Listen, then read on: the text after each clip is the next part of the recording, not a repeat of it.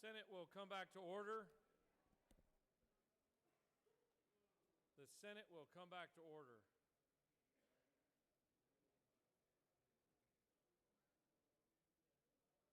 Chair would like to recognize the senator from the 25th for a point of personal privilege.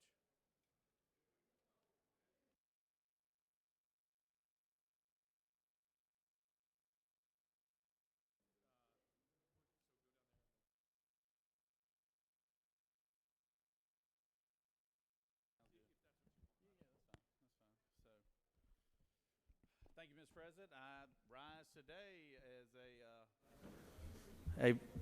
a goodbye to the Senate. I can remember sitting right where the senator from the 20th is. About 10 years ago now, there was a guy named Ronnie Chance that was sitting here giving his farewell to the group, and I just remember sitting there thinking I was a young freshman senator, and I said to myself, I was like, "There's no way I'll be here 10 years," you know. And but it has been a good 10 years. It's been a quick 10 years, and I've met a lot of good friends and a lot of people who have been great mentors to me throughout this time. And I want to say a special thanks to the District of 25, where I've represented for the last decade. I see my good house rep from Greene County here, Trey Rhodes, and I had just an outstanding experience serving with people like Trey Rhodes and Susan Holmes and Bruce Williamson and many others that were just real good, solid public servants. And to me, that's something that I don't think there's anything more humbling than having literally thousands of people register your name and a vote of confidence in you always representing them in all the issues that they have here at the state capitol. I will tell you this: I'm saying goodbye tonight, but I do plan on being back here in about 6 months. But at any rate, but if it doesn't happen, that's all right too, because the good Lord's always got a plan, and I've always been one that am always satisfied with whatever direction, no matter what it is, whether it was in athletics or in business or whatever. I always put my trust in my family and my faith, and that's always been able to carry me to this point. It's been a pretty good model to have, I can tell you. So I want to thank my wife Jan, who's here this evening. So.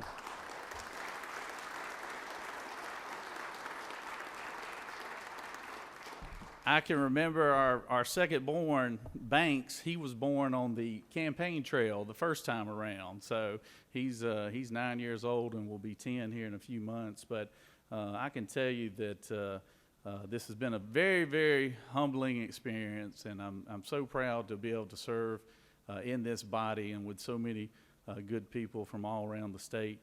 And like I said, it's I don't think this is goodbye, but for right now it is a good night for the time being. And like I said, we have had a lot of fun, and I think we've done a lot of good things in the last decade, and want to continue that good work. And just want to thank everybody in this room, because it is a sacrifice to do what you do, and sacrifice on your families, sacrifice on your business, and it's something that a lot of people don't give you enough credit for what you do. And I just want to thank you from the bottom of my heart for being willing to serve. And like I said, this is a moment that I didn't think would be here so quickly, but I'm glad to have met so many of you and able to call you friends for a long time to come. So thank y'all very much, and I appreciate the opportunity to serve with everyone, and I look forward to finishing out tonight. Thank y'all.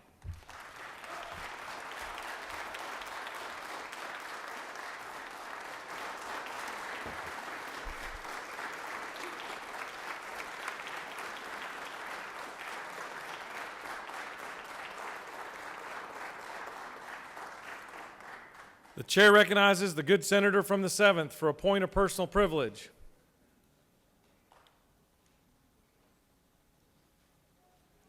Senator, if you would hold up for a moment, we've got a make a slight adjustment. Just hold on a second.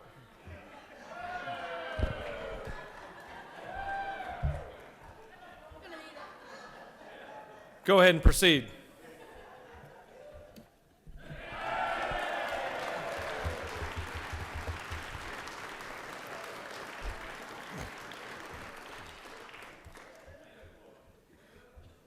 Thank you, Mr. President.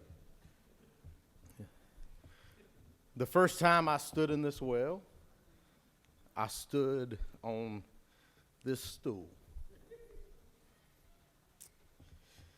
If you've been to my office, you've seen it. It's on a picture downstairs. And so with this being my last trip to the well, and with the help from Ryder and the President of the Senate, I thought it was only fitting that I end this journey here, just like it began.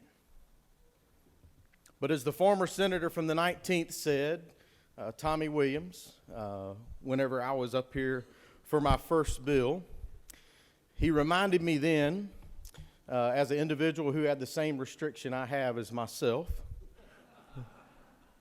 that I am tall enough, and that I hope I've been able to prove my stature during my time here.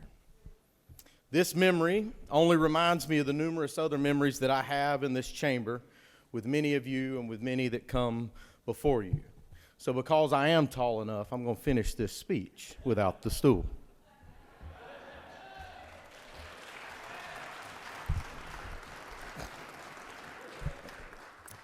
So today I come to say farewell, to say thank you to this wonderful chamber, to my outstanding colleagues, and to this incredible institution that is the Georgia Senate. I will never forget the phone call that I got on the last day of February in 2012 from a friend and a mentor of mine, former State Representative Jay Roberts, telling me that my predecessor, former Senator Greg Goggins, has decided to retire and that I needed to run for this seat that I now hold. I gave Jay a number of reasons of why a 25-year-old kid would never be able to do this job, never be able to be elected. But he told me I had until lunch that day to let him know what I was going to do. He called me back at lunch, and I won't ever forget the conversation again. And after rehashing all of those same excuses I gave him at 7:30 that morning, I told him that I was in. And Jay said, "Good, I've already told everybody at the Capitol you're running." With his help, and with the help of my campaign manager and now State Representative Dominic Laricchia, who stands in the back of the chamber, and many, many others, I was successful. And with that, 10 years ago, I was elected to this body, and it has been the honor of my lifetime to serve, represent, and fight for the good folks in the 7th Senate District. From Ocilla to St. George, Blackshear to Abbeville, Alma to Pearson, I've done my best to be the voice for South Central and Southeast Georgia here in this body. But before I get too far in this farewell, I want to make sure I first and foremost thank those constituents from Irwin, Ben Hill, Berrien, Coffee, Atkinson, Bacon, Pierce, Ware, Charlton, and Wilcox counties for giving me the privilege to be their voice under this gold dome. And because thank you for them is just not enough. Walking in this Capitol and through those doors at the back of the chamber as a young kid at 26, I still remember getting asked if I was an intern or an aide. I also remember the questionable looks and the head scratching that I got from many folks in this building, as well as many of you in this room, as to whether or not I really knew what I was doing or getting myself into. I still may not have the answers to either of those questions, but after serving with many of you for the last 10 years, I can definitely ask those same questions about a lot of you. But on a more serious note, when I first arrived, I felt like I had to prove myself and work to ensure that I belonged. And I will never forget that first time in this well, as I was being heckled, made to stand on this stool that stands beside me now, and questioned for over almost 30 minutes on a 2-line bill to advance agriculture. And yeah, I did say almost 30 minutes because many of you freshmen have gotten it easy over the last couple of years compared to the way I was treated up here. But after doing that and yielding the well and walking over there to where my desk was, former Senator and the late Senator Jack Hill got up from his seat and made his way to me over there. And he said to me, "Son, you're going to do just fine here." I know we all have a Jack Hill story, but for that to come from one of the most senior members of this body to this young kid who wasn't sure how to make his mark, it gave me the confidence that I needed to know that I was part of the team, part of this institution. And I truly do hope over the last 10 years I've proven myself and shown that a young, bright farm kid from South Georgia has what it takes to serve his district, his constituents, his state with integrity and with a purpose with all of those in this building to make Georgia a better place. Over the last 10 years, we've done a lot of great things here. We've worked hard. We've accomplished goals and ideals which will allow our state and its citizens to prosper. From cutting taxes and putting more money back in the pockets of its citizens across the state, creating jobs and opportunities for families to be able to live their version of the American dream here in the Peach State. Investing in our K-12 and higher education systems, making rural broadband internet a reality, and to the senator from the 51st and the many others, it's been a pleasure to work on that issue together. Investing in infrastructure and improving the quality of life for millions of our constituents. To my passion of working on issues related to public safety, supporting our men and women in the law enforcement and public safety communities across this state, and for me personally, creating policies and passing legislation that empowers our farmers, our producers, and our consumers to advance our state's #1 industry, agriculture. What we do here is serious business, and it should always be treated with that regard, with the highest level of respect for each other. But as the senator from the 53rd so aptly says, we take what we do seriously, but we always have to work to take ourselves lightly. So talking about taking ourselves lightly, I appreciate the fact that many of you have over the years felt that you were able to poke fun at me. But at the same time, I'm glad you understood that it works both ways. From my first visit to Senate Rules, standing on this stool in front of the committee and then sitting on those big 3 yellow book phone books in the chair with my feet dangling above the floor, to the time I stood in this well again in my first bill to stand on that stool. To when the senator from the 28th, and I know he's not here, but if you remember, he got down on his knees in this well, so as he said, he could be eye to eye to me as I was asking him questions. To my friends in the House who had one of those preschool chairs, you know, at preschool, on the House floor, saved for me, and that preschool chair sit between former Representative Jay Roberts and former Representative Tom McCall. So whenever I went over to the House chamber, I always had a seat on the floor, aptly suited to my stature and my size. I know that chair is still floating around this complex somewhere. I'm not really sure whose office it's in, but it has my placard on it, Senator Harper. To the time that I slipped down and I stood about right here to my right, when the senator from the 8th was in the well, Senator Ellis Black, at the urging of Lieutenant Governor Casey Cagle and many others, to be his translator, so you all knew exactly what the senator was saying. And to the senator from the 4th, I apologize, I won't be here much longer to be your translator either. To earning the title of top cop, a title I earned, but a story I'm not going to share. To working in conjunction with many of you and pressing a few of your buttons from time to time and sending a lot of you to the governor's office for a meeting that never was going to happen. To learning the hard way the golden rule of the senator from the 53rd, that he's against any conspiracy that he's not a part of. So I've learned to make sure he was a part of every conspiracy I have worked on since then. To the number of other stories that we can all tell and that we could all sit around and memorize about. But mostly what I've learned, that while we have done our most important work, we can still have fun and accomplish what's needed for this state. As I leave here, I want to encourage you to do the same. Continue to take what you do seriously and take yourselves lightly. It doesn't hurt to have fun in what we do, as long as we do it understanding how we're working together to change lives in our state. At the same time, I want to encourage you to respect each other. I have tried to do that in my tenure here. And I hope that even though we have disagreed on issues and even though we've been on different sides of the aisle, I hope you know that I have always respected you and will always respect you, and I want to encourage you to continue to do the same for each other as I leave this chamber. Other than my constituents that I thanked earlier, there are too many people to thank and too many to list, and honestly, too many to name. But I want to thank my family. I want to thank them.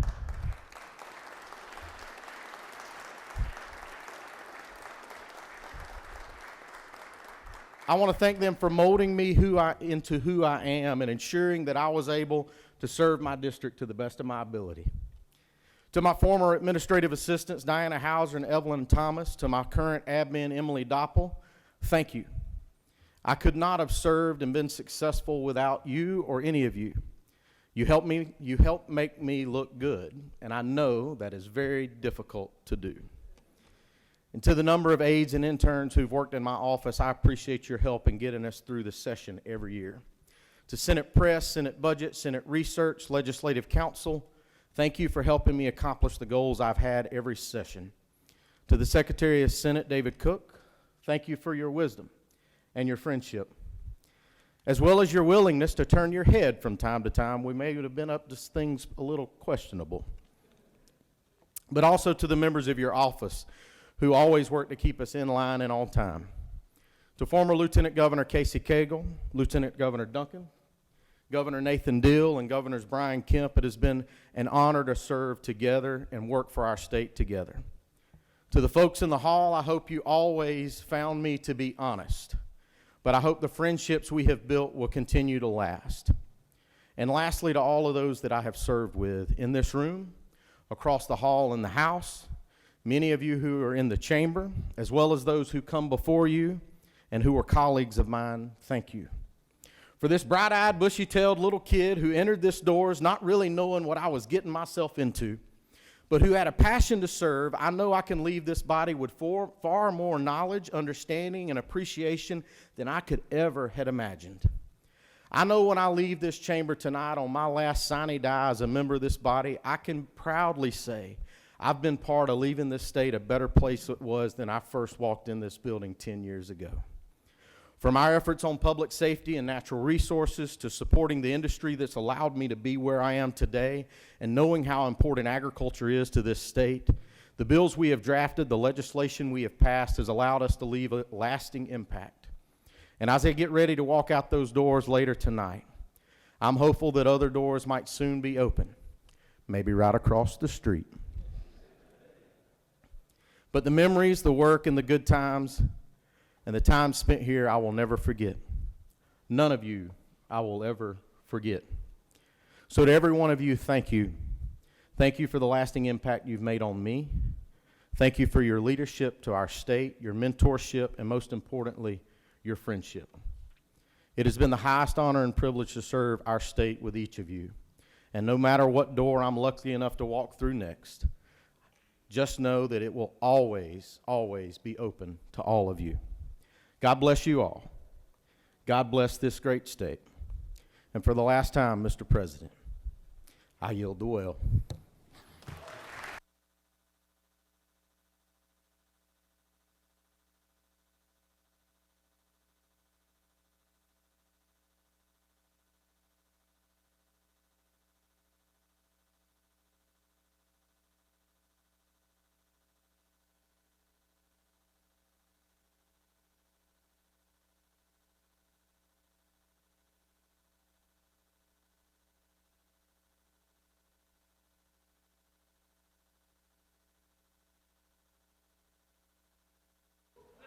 We have a very special guest with us here today. Former member, former governor, and current chancellor Sonny Perdue is with us in the chamber today. Thank you so much for being with us.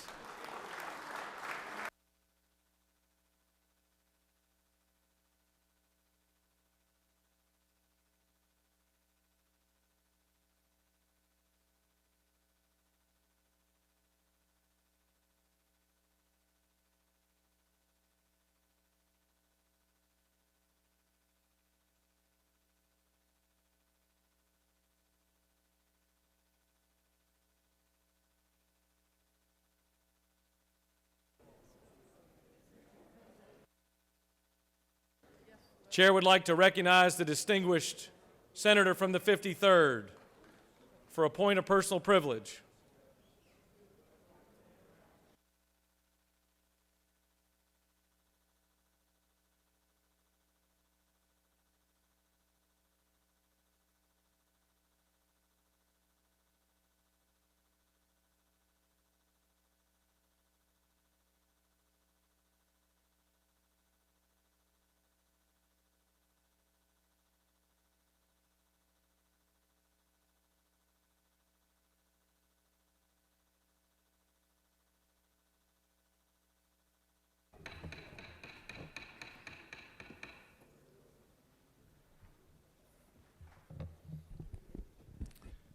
Thank you, Mr. President. Now, that's a hard job to follow right there. In fact, mine's not going to be that fluid. But I am delighted to be here with you today. First, I'd like to thank the people that has elected me for 12 times. 12 times, you say. Well, my first time in 1998, I won by a controversial recount, and I didn't get to serve, but I was still elected. So I want you to know that it has been a great journey. Now, to my adversaries, they never got close. Never got close. The closest election I had individually was a guy named Bruce Coker. He ran as a Democrat, and I got 64%. He got, 36. That's the closest election that I've ever had. So I am honored that I have had the ability to serve my district with distinction and with a lot of votes. But it all started with my parents. My mom and dad, Gene and Doris Mullis, they were good folks. They taught me that community service is very important. My dad fought in World War II and the Korean War. He sent the sports information back to Chattanooga Times. He ran the school board at the Gordon Lee basketball games for 55 years. He was a commander at the American Legion and chair of the board of deacons. I mean, can't you tell by my behavior? Okay, maybe not. And my mother, Doris Mullis, she was a choir director or over the kids that went to the Chancellor Choir. I know you know this by my singing voice. And she was over the Ladies Auxiliary for the American Legion and PTA president. So my family gave me a sense of duty, said I should be active in my community. So that's where it all began with me. Now, a long time ago, though, when I was 5 years old, I had a tonsillectomy. And doctors can tell you back then, in 1963, a general practitioner would do most of the light surgeries. So on that day, they didn't realize I was allergic to that type of anesthetics and also penicillin. So I died on the operating table, and my doctor resuscitated me and kept me living, or I wouldn't be here in front of you today. So I was very special to my parents because of that. My mom worked in local politics, and she was a Republican, but back then there was no Republicans elected to office. So she helped her friends, and I kind of saw that. Well, that was interesting. She was helping her friend gain office. So with that, she would make phone calls, and it kind of got me interested. Now, my brother Jerry, he's standing on the wall. He's a lot uglier than me, but he is educated. And I tortured him all his young life. And let me apologize. I'm sorry. Well, I tortured him all of his young life to help make him a tough man. So he's been a good brother, and I appreciate him. I'm grateful for my family, and my son is over there. Most of you have met him. He's interning this year for Butcher Miller. And, Mr. President, I'm going to name names. It's all good, but I'm going to. You can gavel me out if you choose. But while I was here, my wife took care of businesses in my home while I was representing the people of the 53rd District. And my children, Greg, Emily, Amanda, and my granddaughter, Kirsten, and today is her birthday. What I've lost with my children was their youth. I tried to go to everything I possibly could, but you know what it is. It's hard to do everything, especially if you have a large district like Senator Harper. My district is in alphabetical order, so I won't make them mad. Catoosa, Chattooga, Dade, and Walker. And I've loved serving those people. It was wonderful. But I would advise to make sure your family's first, because it's easy to lose the perspective of your family that you love so much, but you got to work to keep your district manageable and happy and re-electing you. But family should always be first. So many people have helped me along the way, and I'm going to name a lot of names. But right now, I'm going to talk about my high school. Terry Nams was a history teacher and also coached Charlie Hickson. And they taught me to be interested in politics. Then I went to Dalton State College, and Dr. Terry Christie, who was a Democrat, but I learned one thing major from him, and that was work ethic. He started before the boss got there, and he finished after the boss left. And I have learned that to make sure I took care of things. And playing football, I was a little kid on a big line of scrimmage, but I was determined and a little mean, and I was the quickest man on the team for about 5 steps, and then that was it. So every play, I learned that I had to throw all of myself into the play to be successful, because believe it or not, Governor, I'm going to tell that story in a minute too. I was 155 pounds wringing wet in high school. I couldn't buy a pound. I couldn't gain weight until I got out of high school. So I had to throw myself in every play as much as I could to make it happen. And I try to do that with issues that I'm determined to win. This year's been a little tough, but it's still the same. When I first got here in 2001, I met a senator named Steve Thompson. And he kind of showed me the ropes in this regard. We were on the floor. The Republicans were close to gaining the majority, and there were a lot of political hand grenades being thrown. And I didn't really want to play that game. I wanted to be successful. So Steve Thompson came to me and said, Jeff, the governor needs your help on this vote. And that was Governor Roy Barnes. He said, it's suburban, urban, it's not going to hurt your district. What do you think? I said, tell the governor I'm going to vote for it. So, and remember, I was just some little kid just showed up here 22 years ago. So the next morning, I got a note for him. It said, Jeff, thank you for your help, Roy Barnes. And I looked at that and I said, is that how this works? Is that what this is all about? Another week or two went by. Steve Thompson came to me and said, Jeff, the governor needs your help on this. Again, it's not going to hurt your district. It's not a principal thing for you. And, I just got here. I didn't know. And I said, tell the governor I'm going to help him. So I voted for it. Next day, Jeff, thanks for your help. Come see me, Roy Barnes. And I'm thinking, is this a joke or is this real? Is this how this works? So I went down there and I went straight in. And it was amazing. So I found out it's all about relationships. It's not about how smart you are. It's not about how cunning you are. It's all about relationships. So I'm going to name some names, all good. But these are some of the folks that I learned at the beginning. And it was Hugh Gillis, who'd been here 55 years. Terrell Starr, Don Thomas, George Hooks, Tim Golden, Gloria Butler, Ed Harbison, Steve Farah, Nathan Dean, which could be the greatest politician I've ever met. They could be 4 parades in 4 different towns and his in each one of them. Or there's 5 people on a street corner, he'd be there too, no matter which street corner. So it was amazing to see that. Eric Johnson, a great leader. Tom Price, Bill Stevens, Don Balfour, Morgan Perry Cook, Macy McFall, Brad Alexander, Bo Butler, Chris Riley, who would say, we're in a tight spot. Remember from Brother Where Out There? But that was his thing whenever I was in trouble with him. I'll talk about being in trouble with you in a minute, Governor. Trip Martin, which he helped me understand how this works. But there are many out in the hall that I've learned so much from. Trey Kilpatrick, Burt Brantley, David Dove, and Chris Carpenter, who used to say in the first redistricting I ever experienced, Jeff, we're creating the Nathan Dill Jeff Mullis Congressional District. We need your vote. But I learned that you can't vote except for your party map. And that's a very important thing to realize. Very important.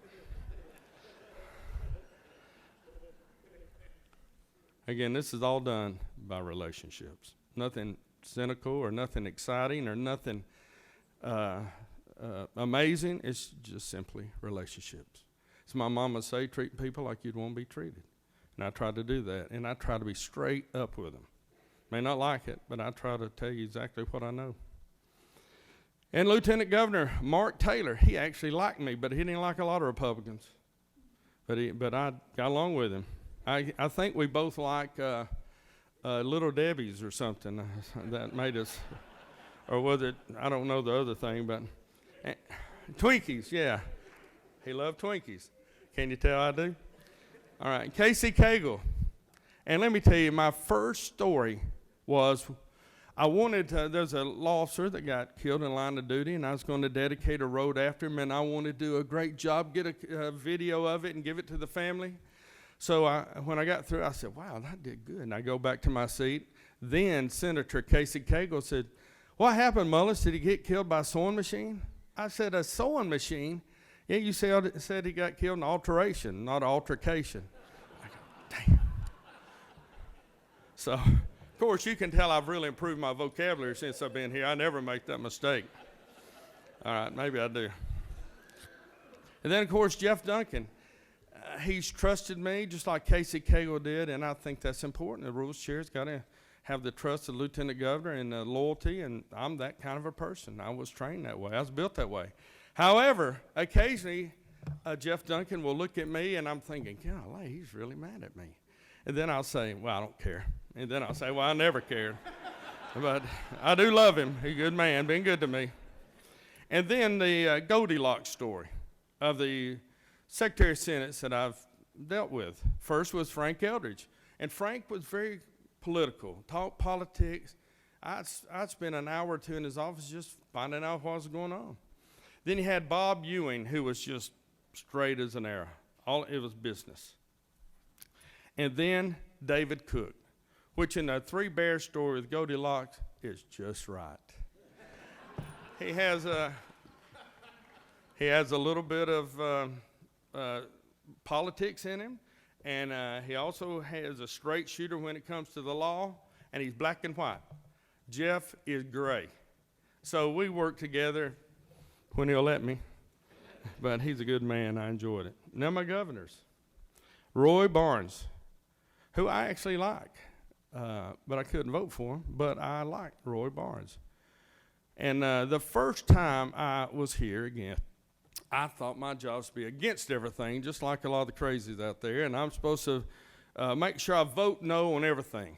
Well, I voted no on the midterm budget. Got a call from the governor's office. So I went to see him. He said, Jeff, if you want to be effective in this building, you don't vote against the budget. So after thinking about that for, I think, 10 seconds, I never have voted against the budget since. It's good practice not to vote against the budget, no matter who it is, if you want to be effective in this building. And then Sonny Perdue, who I love, and I took him all over Northwest Georgia that time. Well, you know, you want to know if you're in good standing with the governor. So when I'd go in his office and he'd give me a noogie, I knew he liked me, which is very important.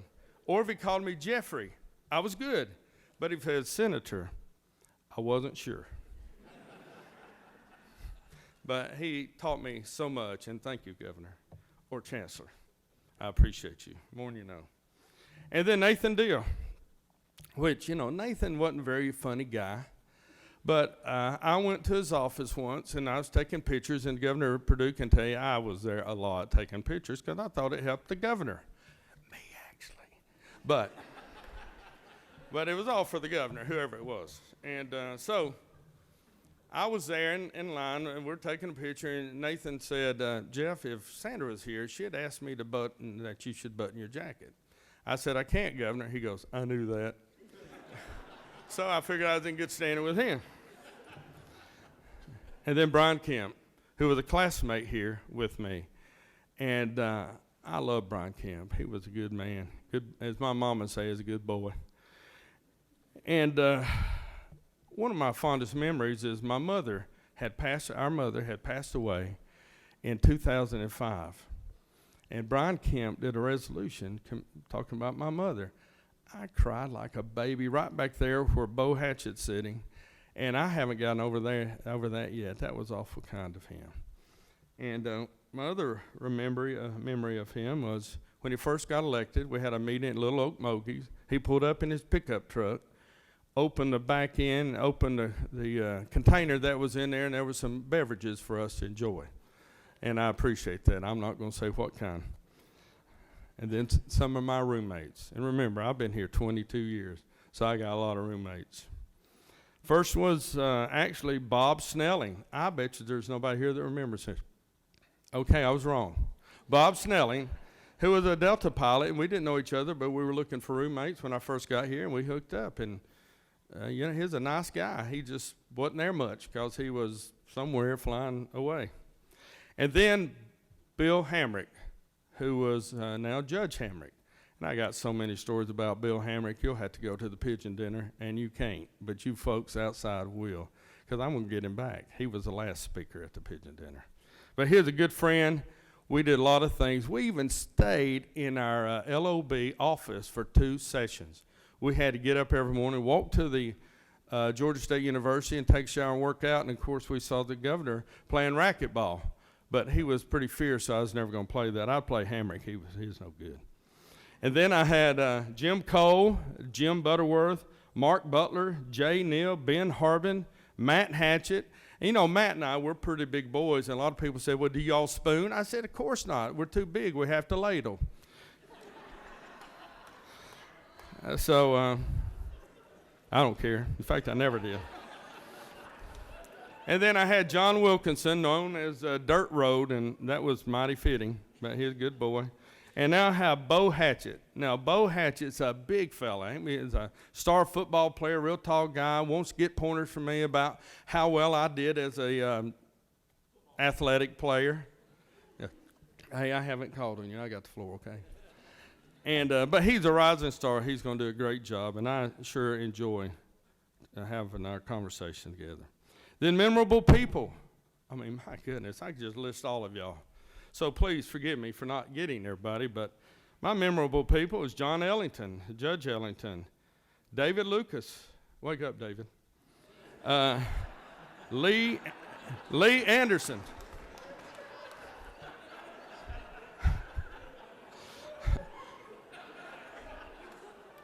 Sorry about that, brother.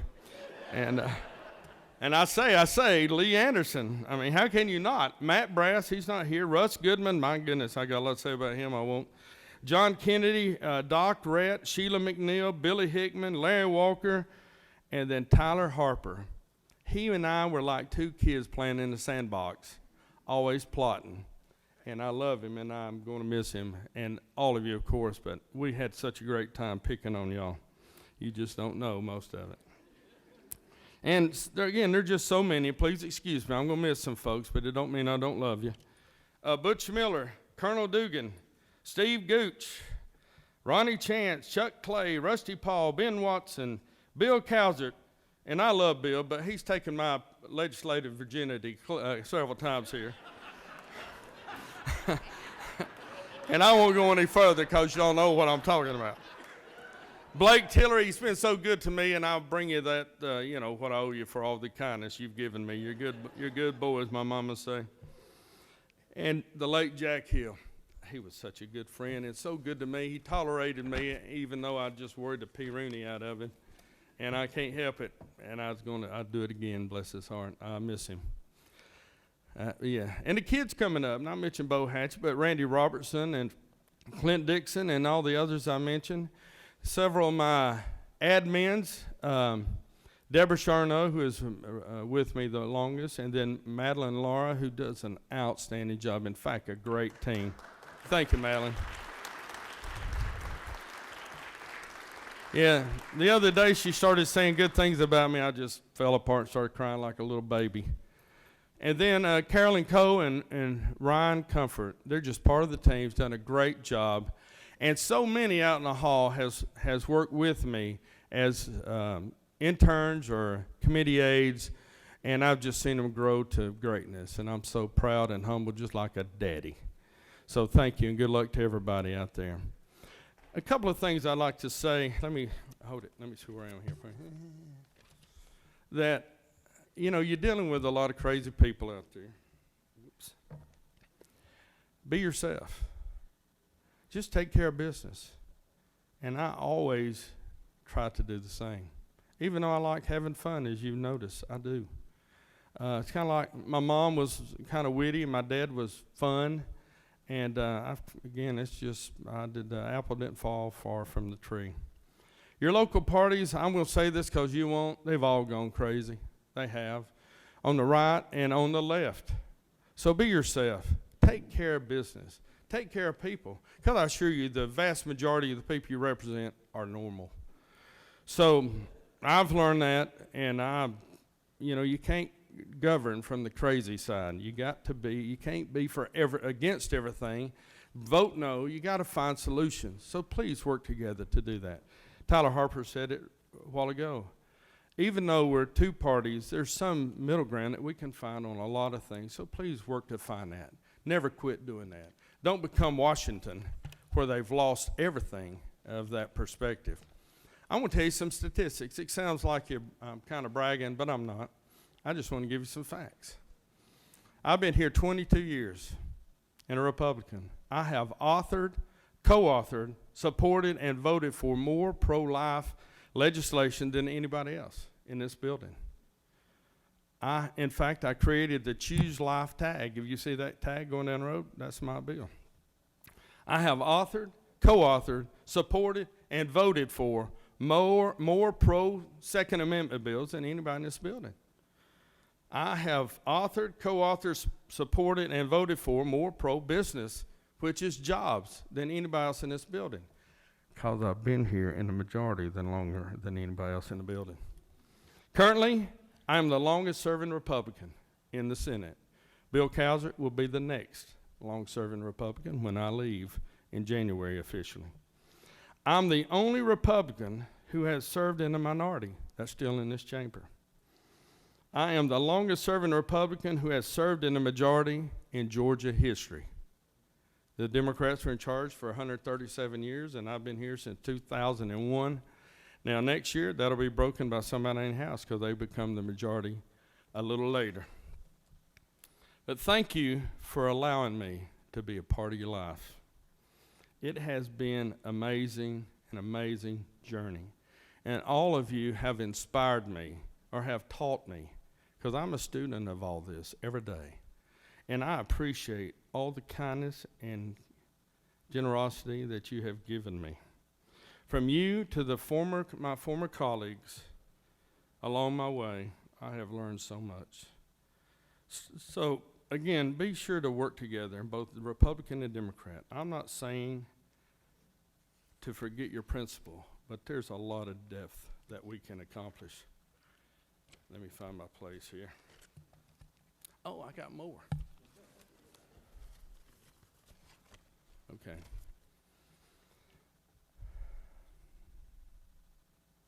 Loyalty with each other is another key.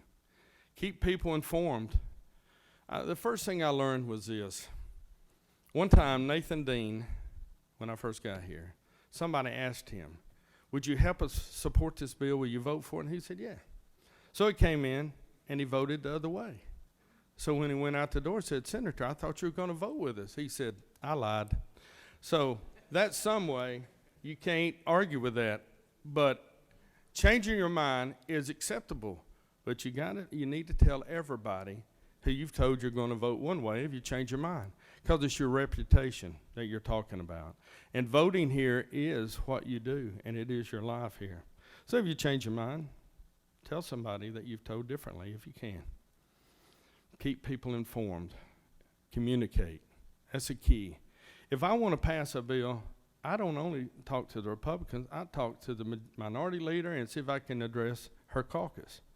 Because I think everybody should be aware and vote for something that I think that is important. But I have signed bills that may not be good for my politics, but I signed them to help my friends. I have voted for bills that wouldn't be good for my politics, but I did it to help my friends. So please be kind to each other again. Find solutions to issues together. You have been my friend. Now, hold it. This is from E.B. White, and his comment was, you have been my friend, that it's in itself is a tremendous thing and honor. I will conclude by reading the words written by Burt Bacharach, sung by Deanna Warwick, Stevie Wonder, and Elton John, and Gladys Knight. And you're right, I am not going to sing this song. But if you'll please forgive me. And I never thought I'd feel this way. And as far as I'm concerned, I'm glad I got a chance to say that I do believe that I love you. I do. And if you should ever go away, then close your eyes and try to feel the way we do today. And then, if you can remember, keep smiling, keep shining, knowing that you can always count on me, for sure. That's what friends are for good times and bad times. I'll be on your side forevermore, because that's what friends are for. And you can open me, and now that there's so much I see. And so, by the way, I thank you.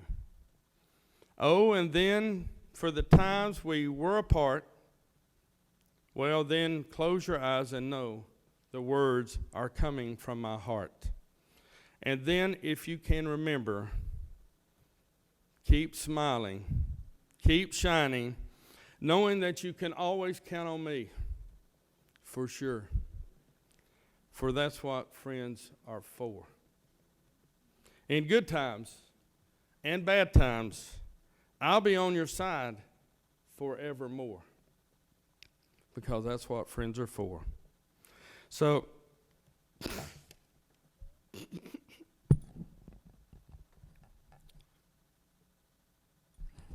excuse me. Farewell, my friends. I will miss you.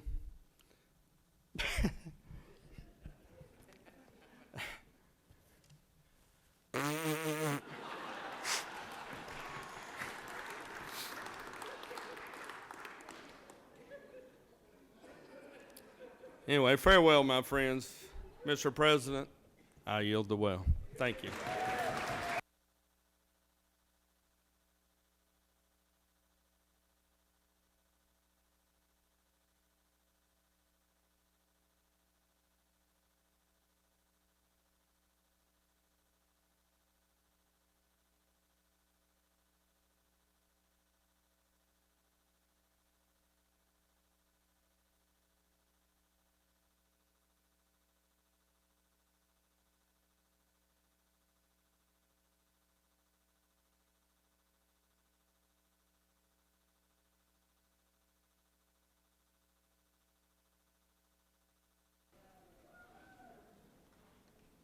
We will stand at ease for 2 minutes while we wait the governor and his family to arrive.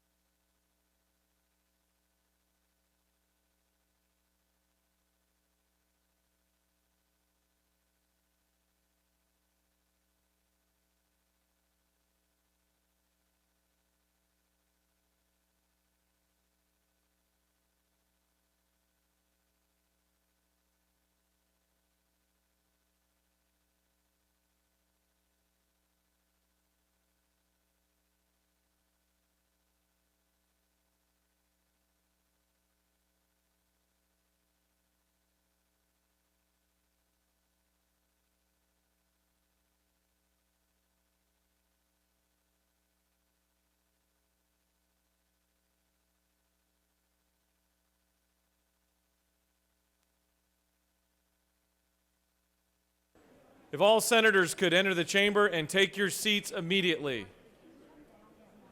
All senators, take your seats.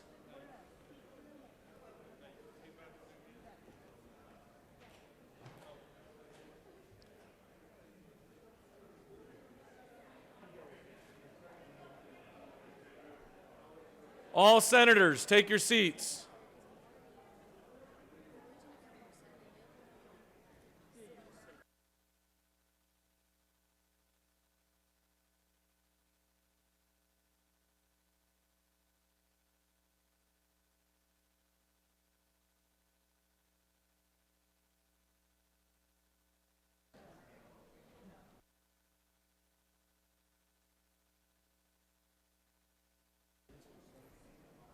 Mr. Sergeant at Arms.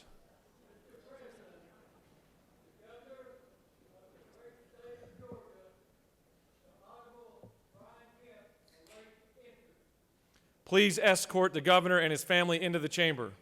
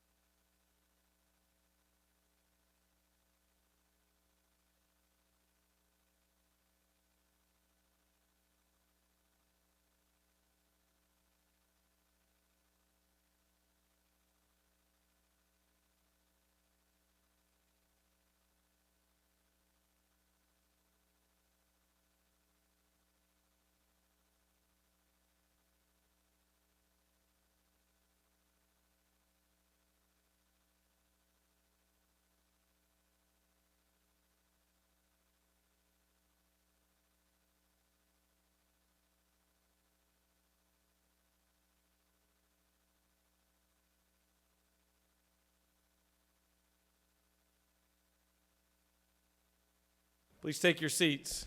It gives me great honor to introduce to you the 83rd governor for the fourth and final time of my term as lieutenant governor. And certainly you learn the most about a person when they're under the most amount of pressure. And I think we can all agree that we have felt that pressure over the last 4 years as the world has dealt us hands that we could only just briefly imagine how difficult they've been. I've been able to serve alongside Governor Kemp over the last 4 years in some of the toughest decisions anybody could possibly have to make. And I can tell you that this person, this governor, cares more about 11 million Georgians than anybody else in this state. He has worked tirelessly. I've never texted him early enough where he hasn't responded or called him late enough at night where he didn't answer the phone. He cares about Georgia. You know, we met each other on a campaign trail and our families, you know, he's got 3 girls and we've got 3 boys, and it's real life. Just because you're the governor of Georgia doesn't mean you don't have real life come at you a million miles an hour every day like the rest of us and our families. And I'm proud to serve alongside the governor. I'm proud to be able to present to you Governor Brian P. Kemp.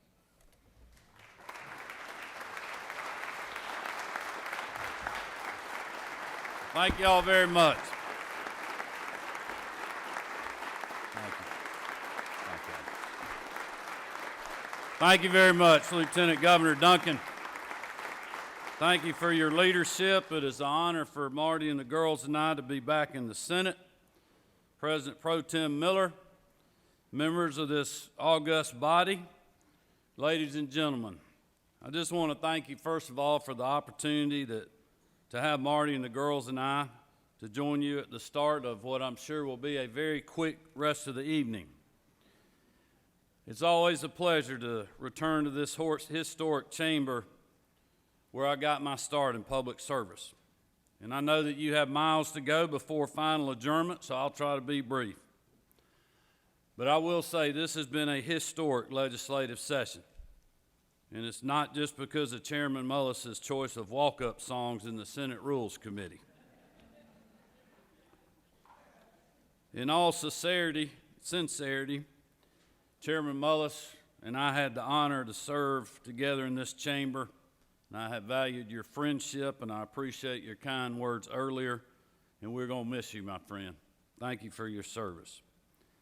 In my State of the State address at the beginning this year, as you all remember, I called for a teacher pay raise of $2,000, fully delivering on the promise to raise salaries of those leading our classrooms by $5,000 in my first term.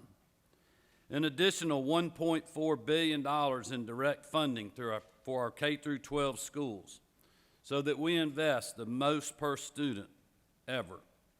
Legislation that ensures parents have full access to their child's education and children are not being exposed to obscene materials. The addition of 1,300 health care program slots through TCSG, USG, and other institutions. Expansion of Medicaid coverage for new mothers up to a full year, a priority of this body. Funding for new anti-gang unit in the Attorney General's office and enabling legislation to give Attorney General Carr the ability to partner with the GBI and local law enforcement to investigate and prosecute these dangerous criminals. An additional trooper class of 75 cadets, as well as pay raises for our brave state law enforcement officers. Expansions of our high-demand career programs to include law enforcement and criminal justice degrees. Legislation to add human trafficking to the list of serious violent and sexual offenses that require a Superior Court judge to grant bail, something that I know Marty and the girls are especially appreciative of. I also want to thank them and you for all that you have done to advance this cause over the years. And I ask for other budget and legislative items that prioritize education, health care, and public safety. 81 days have passed since I delivered that address, and in that time, you have delivered on many of these items and much more, including a refund of over $1 billion back into the pockets of hardworking Georgians, a gas tax suspension, and a tax exemption for career military service members. On behalf of the entire Kemp family, everyone on my staff, and all Georgians, thank you for your good work. But as I always say, we must not rest on our laurels, and you all have work to do this evening. And specifically as the evening progresses, I am looking forward to continuing the critically important conversation on the best way to achieve an income tax cut for hardworking Georgians, and on fairness in school sports, which I know is something that this body has already taken up. And as our time together this session draws short, I want to especially acknowledge those who have elected not to return to this show that never ends next year. We're saying goodbye to many dedicated public servants, too many to name in full, in each an institution in this place in their own right. But there's one in particular I want to single out, Lieutenant Governor Jeff Duncan. You have been and remain a good friend to my family, have always been a valued partner in the legislature, and have served as a true leader of the Senate. On behalf of Marty, the girls, and myself, we want to thank you for your service.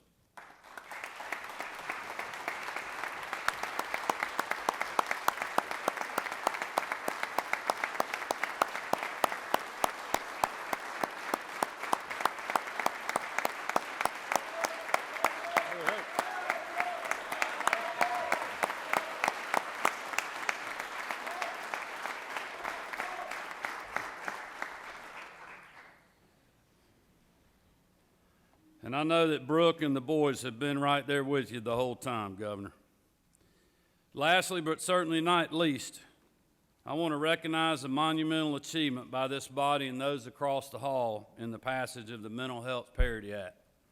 As I said earlier today when we signed that bill into law, with the passage of HB 1013, Lieutenant Governor Duncan, Macy McFall and their staff, Senator Brian Strickland, Senator Burke and Watson, and everyone in this chamber truly made history. Congratulations again on a great achievement. It is yet another reason why people will talk about this session for many years and possibly generations to come. If you'll remember in my State of the State address, I quoted Psalm 16:8.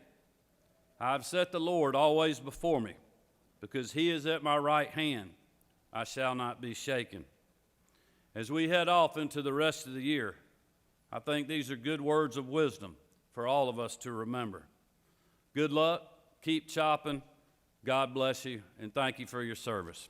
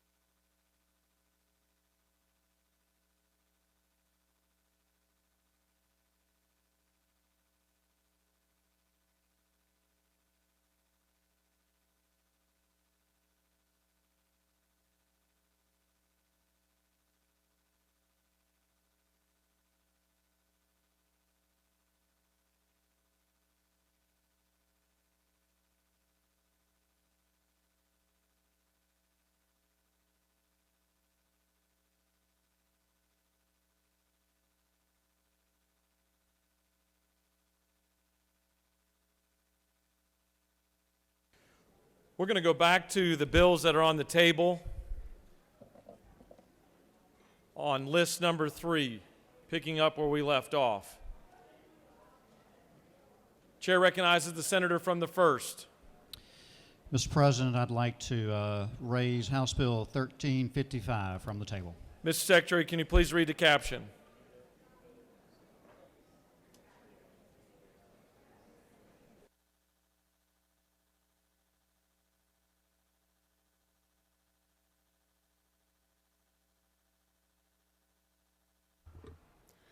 House Bill 1355, a bill by Representative Dempsey of the 13th and others, a bill to be entitled an act to amend Chapter 41 of Title 31 of the OCGA relating to lead poisoning prevention so as to update provisions to comport with nationally recognized guidelines, to revise definitions and for other purposes.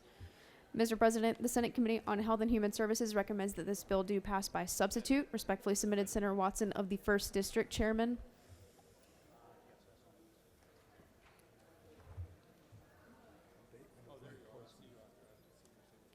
Mr. President, the Senate Committee on Health and Human Services offers the following substitute to House Bill 1355, a bill to be entitled an act to amend Chapter 41 of Title 31 of the OCGA relating to lead poisoning prevention so as to update provisions to comport with nationally recognized guidelines, to revise definitions, to revise provisions relating to abatement of lead poisoning hazards and for other purposes. Mr. President, Senator Dolezal of the 27th and others offer the following amendment number 1 to amend Senate Committee on Health and Human Services substitute to House Bill 1355 by inserting after contingency on line 5 the following: to amend Code Section 31-6-47 of the OCGA relating to that completes and for other purposes. That completes the order, Mr. President.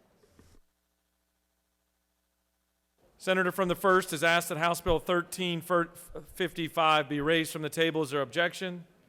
Chair hears none and recognizes the senator from the 1st to present the bill. Thank you, Mr. President. House Bill 1355 is about the childhood lead exposure. Protecting children from exposure to lead is important for their healthy development. There is no safe blood lead level in children. Even small amounts have been shown to affect IQ, attention span, and academic achievement. Those most at risk include children under 6 years of age. Georgia laws on lead poisoning and prevention has been out of date with best practice standards for more than 10 years. Just in my career alone, I have seen the level drop from 20 to 10 to 5 to 3.5. This bill has no significant change in the process, but the levels are changing. And giving more time for the landlords to develop plans is also part of this bill. So without further ado, this is a good bill relating to lead levels in the state of Georgia, and I'll be happy to answer any questions. If not, I'll yield the well. I will briefly address the amendment which passed out of Health and Human Services and will be spoken of. I am in agreement with the amendment, will be spoken of by the senator from the 27th. If there are no questions, I'll yield the well. You don't appear to have any questions. Chair recognizes the senator from the 27th to speak to his amendment.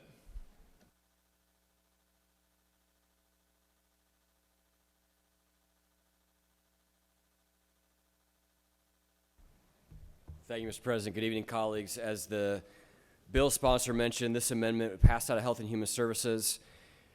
It is a cost-free avenue for us to deliver health care to rural Georgia. This is fully funded by local dollars and is an opportunity for us to do what we talk about a lot in this chamber, which is to deliver health care to the areas of the state that need it the most. With that, Mr. President, I'd be happy to answer any questions. Chair recognizes the senator from the 36th to your left with a question. Does the senator yield? I do. We looked at this bill together in committee, of course, and I want to ask you to comment on lines 41 through 45 because it appears that this bill would allow this hospital in a single county to maintain a definition of a rural hospital despite not continuing to meet the requirements of being a rural hospital. So it would allow that hospital, isn't it true, to have benefits that are supposed to be reserved for truly rural hospitals as defined in the law.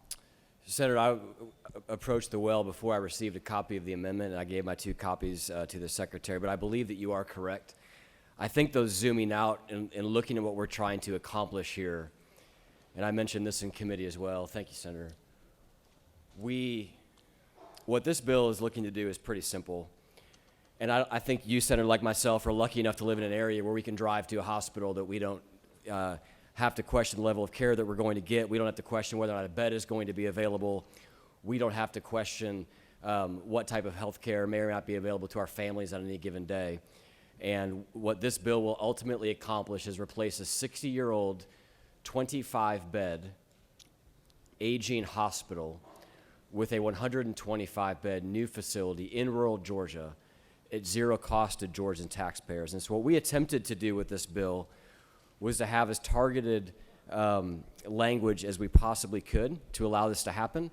This sunsets in a little bit over 2 years, and we did have to provide the language that you're speaking about in order to get this done.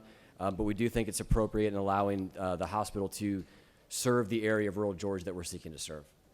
But it is true that this would be a very significant exception to Georgia law that has been carefully crafted to allow rural hospitals to receive special benefits that are greatly needed, as we can see across the state with rural hospital closing. But why would we put this exception in for a 125-bed hospital to still qualify?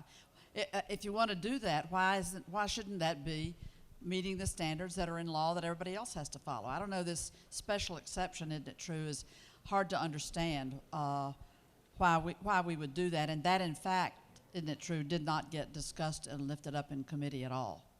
I think, Senator, you may have brought this up in committee, if I remember correctly. Perhaps it was afterwards. I know there was some discussion afterwards as well.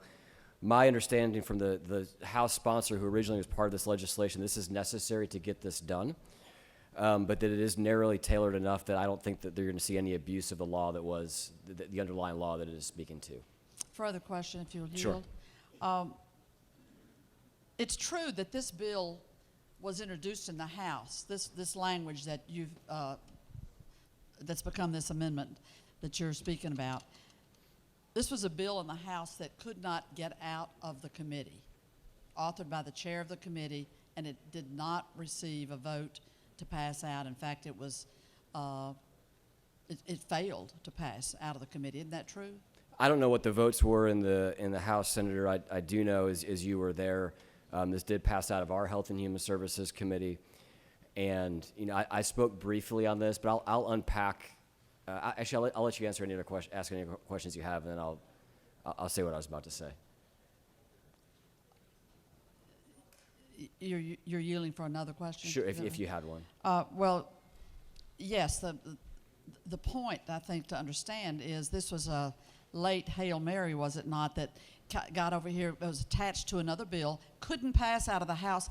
Not the committee didn't get. It wasn't that it got past the committee and stuck in rules. It never passed the committee, despite the person who owns the land where the hospital's going to be built coming down and testifying in that committee. Isn't that true?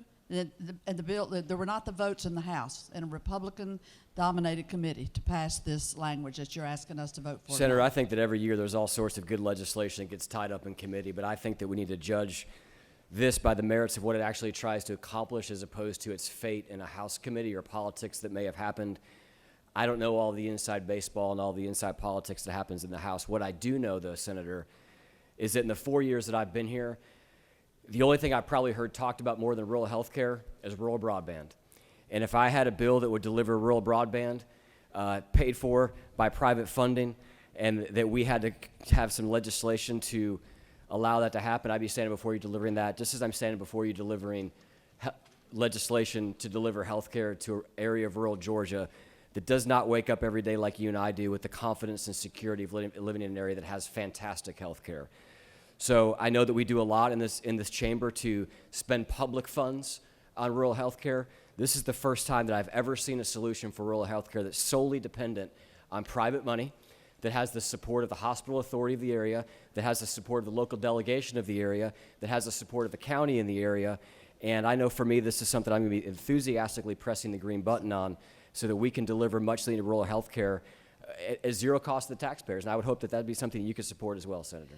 Well, isn't it true that I'm just concerned that we could there's land ownership involved. It's changing the whole rules by which rural hospitals function and by which we fund rural hospitals. Isn't it true? And we did not allow in committee, is it not true, one word of testimony from the community hospitals, from the Georgia Hospital Association, nor from the people who are running that hospital now, Wellstar. We heard not, they were not allowed to testify. Isn't that true? That's why I believe, isn't it true, that this is a very rash, last-minute thing, special favor for somebody that deserves more scrutiny. Is that not the case? I know that's your opinion, Senator. I do think this is a special favor, though. And this is a special favor for the people right now that have the choice of one hospital in their area that is 60 years old and has 25 beds, and they're being offered an opportunity. And should the current provider want to open up and run that facility, they have the opportunity, as we heard, in committee to bid on that process if this moves forward. But this is something that we're not doing for the special interests, certainly in the hallway. This is something that we're doing for the people of rural Georgia. Final question. It I'll yield. causes me great concern, and I wonder if it should cause all of us great concern, that the hospital that operates this current facility and has the lease to do it has never been consulted about this plan, number one. And number two, how could Senator, we possibly make a I'll just stop you decision? there if you don't mind. Well, let me just finish my question. How could we make a decision without taking any testimony from the Georgia Hospital Association, the Community Hospitals Association, or the hospital corporation that runs this facility? That is my question, and it's why I find it so troubling, and it true, that we would do this late night bill here as we're preparing to adjourn. Senator, that has not been vetted. today is all about late night bills. And so, this is something that is part and parcel to what we do. I'm sure that you're going to vote yes on bills that will come after this bill, and the fact that it's late at night won't stop you from doing so. The operator of the current hospital has been consulted over a multi-year process. There's been communication around this with the bill sponsor and with other local communities. This is not happening in a vacuum, Senator, where all of a sudden two people decide they're just going to up and spend hundreds of millions of dollars on a hospital.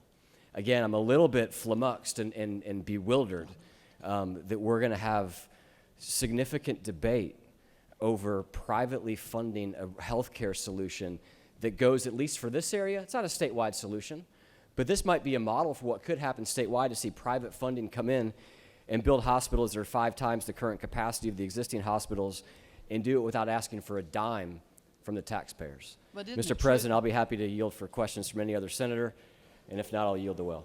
I guess I'll have Senator has yielded to questions from the senator from the 36th, but holds the right to field questions from additional senators. The chair recognizes the senator from the 6th to your right. Will the senator yield? I will. In terms of this particular matter, the underlying bill deals with lead poisoning prevention. Would you agree with that? I would. Can you point me to anywhere in your amendment that talks about lead poisoning prevention? I'm going to leave that decision up to the president of this chamber. as to germaneness. Mr. President, point of order. State your point of order. With respect to the amendment, I want to say I object on the basis of germaneness, but also in terms of the two subject matter prohibition under the Georgia Constitution. I think that this amendment fails both. Obviously, the underlying bill deals with lead poisoning prevention, and then with respect to this bill, it deals specifically with a rural hospital or some kind of exception with respect to CON, and I think that those two things obviously are not related. The chair will immediately consider the germaneness of the amendment. Please stand by.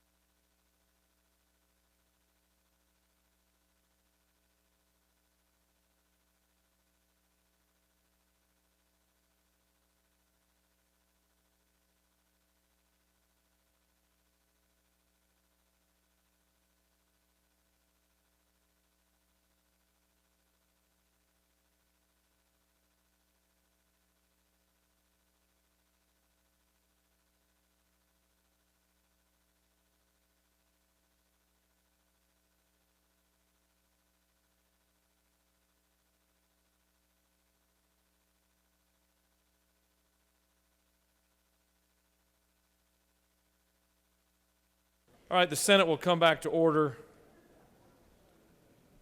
The chair has taken into consideration with counsel the germaneness of the amendment. The subject of the underlying bill is the prevention of lead poisoning. The amendment relates to certificate of need in hospitals. Although both are in Title 31, the subject is distinctly different.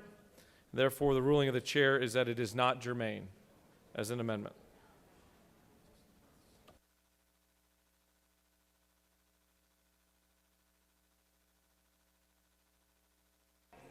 And because of the non-germane ruling of the chair, Amendment 1A is a mute amendment and no longer in order.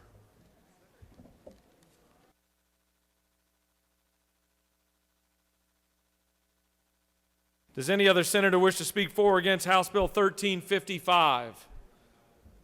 The chair sees none. The question now is on the adoption of the committee substitute. Is there objection to adoption of the committee substitute? The chair hears none, and the committee substitute is adopted. Is there objection to agree to the report of the committee which is favorable to the passage of the bill? The chair hears none. The report of the committee is agreed to. Is there objection to the main question being ordered? The chair hears none, and the main question is ordered. Question on the passage of the bill by substitute. All those in favor vote yea. Opposed, nay. Secretary will unlock the machine.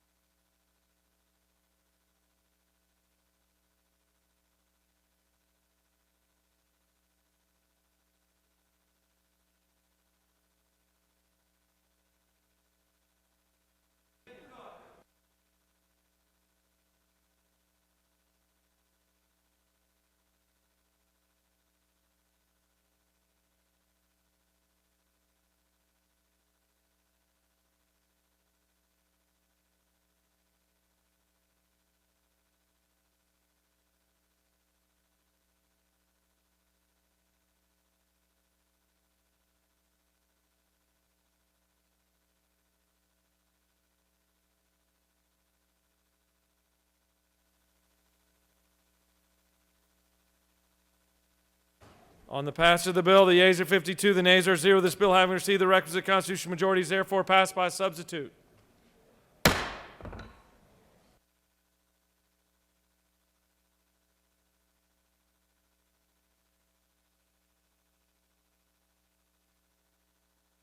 We're going to stand at ease for a moment, but please stay at your desks. Thank you.